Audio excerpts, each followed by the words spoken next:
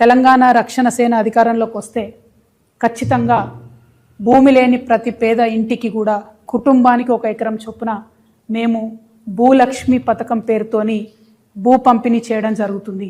నేనే అధికారంలోకి వచ్చేదాకా ఆగాలి, అప్పటి వరకు పేదలు పేదగా ఉండాలి అనట్లే. కాంగ్రెస్ ప్రభుత్వం భూ పంపిణీ కార్యక్రమం మొదలు పెడితే మొదటి వరుసలో నిలబడి మేమే పంపిణీ చేస్తాం. 1 ఎకరం లేనటువంటి పేదల గురించి వాళ్ళు నేను అప్పీల్ చేస్తూ ఉన్నా, వాళ్ళ గురించి మాట్లాడుతూ ఉన్నా. సామాజిక న్యాయ సాధన జరగాలంటే ముందు భూమి ఉండాల్సిందే. ఒక గ్రామంలో పరిస్థితి ఇమాజిన్ చేసుకోండి. భూమి లేనివాడికి ఎంత విలువ ఉంటుంది, భూమి ఉన్నవాడికి ఎంత విలువ ఉంటుంది.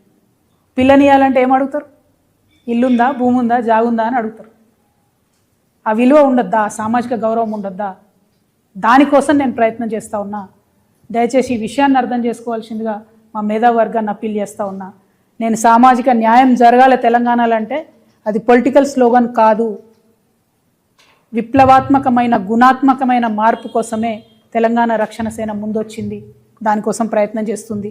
మరి భూలక్ష్మి పథకం కోసం మా ఆడబిడ్డలంతా కూడా ఆలోచన చేయాలి.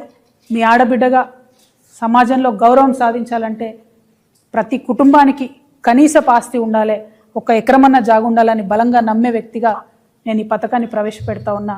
మీ అందరి సంపూర్ణ మద్దతు, ఆశీర్వాదం తెలంగాణ రక్షణ సేనకు ఉంటుందని చెప్పి భావిస్తున్నా.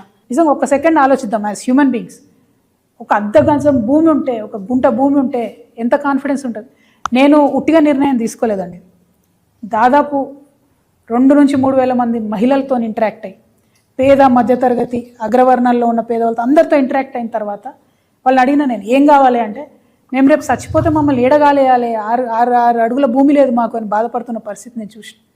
అట్లా అనేకమైన అంశాలు చూసిన తర్వాత, చాలా రిపోర్ట్ స్టడీ చేసిన తర్వాత, ల్యాండ్ అవైలబిలిటీ చెక్ చేసిన తర్వాత, పాసిబిలిటీ చెక్ చేసిన తర్వాత మాత్రమే నేను ఈ ప్రపోజల్ పెడతా ఉన్నాను.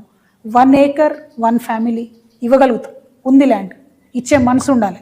రేపు మేము వచ్చిన తర్వాత పరిపాలన అమ్మ మనసుతో జరుగుతుంది కాబట్టి అందరికీ కూడా, పేదవారందరికీ ఖచ్చితంగా దొరుకుతుంది. ఎందుకంటే గౌరవం ఇవ్వాలి, గౌరవం రావాలి అంటే ల్యాండ్ ఓనర్షిప్ ఉండాల్సిందే.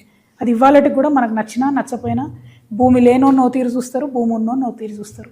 అది ఊర్లో అయినా సిటీలో అయినా ఎక్కడైనా విలువ అనేటటువంటిది, సామాజిక విలువ అనేది ఆస్తిపాస్తులతో చూస్తారు. ఆ ఆస్తిని క్రియేట్ చేద్దామని నేను ప్రపోజల్ చేస్తాను. గవర్నమెంట్ ముందు, ప్రజల ముందు, మేధావుల ముందు ఈ ప్రపోజల్ పెడుతున్నాను. మా పార్టీ నుంచి ఈ అంశాన్ని సీరియస్గా తీసుకుంటాం. రేపటి నాడు అధికారంలోకి వచ్చినాక దాన్ని అమలు చేస్తామనే మాట ఇస్తా ఉన్నా తెలంగాణ సమాజానికి.